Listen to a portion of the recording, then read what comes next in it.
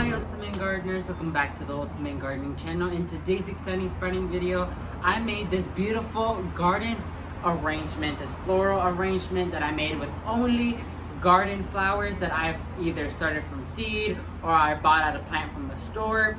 So I'm going to talk to you guys the one-on-one basics on what you should know when building a flower arrangement. So let's go ahead and jump right into this video.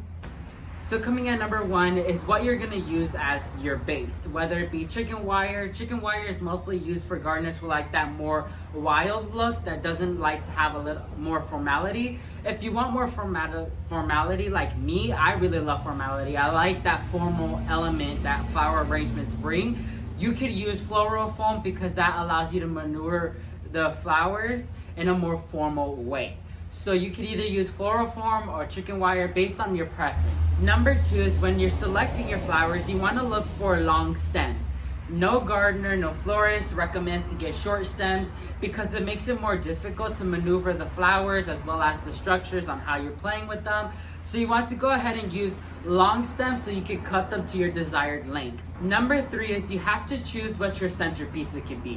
Whether it be a rose or whether it be a lily, doesn't matter what it is, you have to have a centerpiece. For example, like here, I used a black-eyed Susan, so technically your centerpiece is what your eye is gonna catch first, what your eye is gonna be drawn to first. So any flower arrangement you have has to have that structural element or that first centerpiece that your eye can look towards and actually enjoy, because the centerpiece is the more wow factor in the flower arrangement. Number four is you have to choose in your fillers.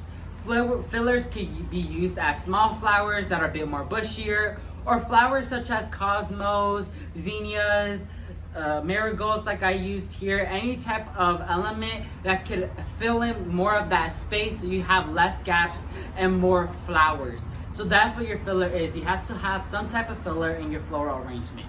Lastly, you have to have a foliage accent. Doesn't matter whether it be palm leaves or fern, or like I used in this case papyrus leaves, because you need that foliage accent sort of to have everything tied together.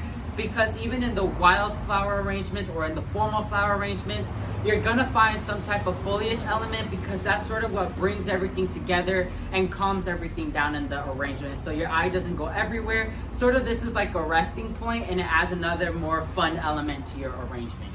So that's gonna be it for this exciting spreading video. I had so much fun making this arrangement. I don't recall making a flower arrangement video yet, so this is definitely a first. I had so much fun. So the following things I used for this flower arrangement was papyrus, zinnias, cat whiskers, ground orchid, crepe myrtle, cosmos, black-eyed Susans, marigolds. I used roses on this side, as well as this flower right here, which we call bridal bouquet. So I love this arrangement. It's definitely gonna add a fun little element to our house. So thank you all so much for watching this video. Leave me any comments down below on what you thought on this arrangement and if you want to see more videos like this. So thank you all so much for watching this video. May God bless you and your family, and never forget to grow big, Ultimate Gardeners. Bye guys.